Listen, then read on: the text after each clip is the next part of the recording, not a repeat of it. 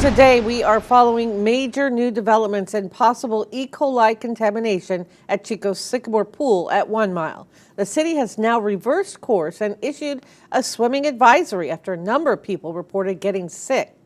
Action News Now reporter Nathan Espindula has been investigating the situation since we first reported it. Nathan, last week the city said testing on the water showed it was safe. Now, what changes have happened since then?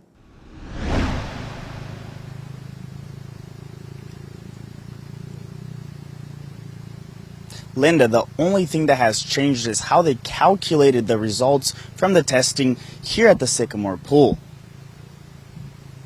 Up until this point, the city has measured the tests to the weekly threshold, which is 320 mpn, which means most probable number per milliliter.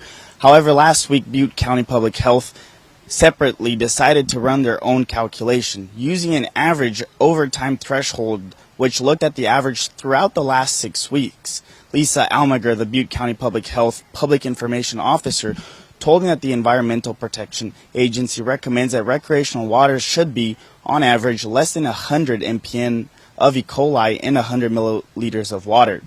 And she told me that since the start of the summer months, the average level of E. coli in the Sycamore Pool has been 269 mpn per 100 milliliters. I also spoke with Shane Romaine, the Parks and Natural Resources Manager for the City of Chico, and he said that despite everything, shutting down the pool isn't on the table right now.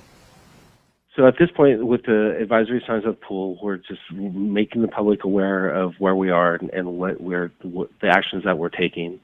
If we saw extreme spikes in numbers or consistent spikes in numbers, we would go to the next level and looking at course of action from there. But shutting the pool completely down at this point is not being discussed because we're not near those levels. Romaine also told me that they are currently doing daily testing on the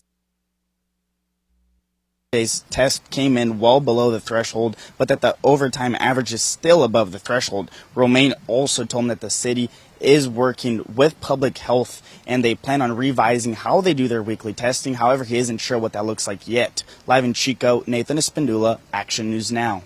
All right, thank you, Nathan. Now, Butte County Public Health told Action News Now the EPA recommends that once the waters have dropped below 100 mpn for a few days, the advisory can be removed, but they still will continue to monitor the situation. And if anyone believes they became sick from swimming in Sycamore Pool, you're asked to report it to the county and to seek medical help.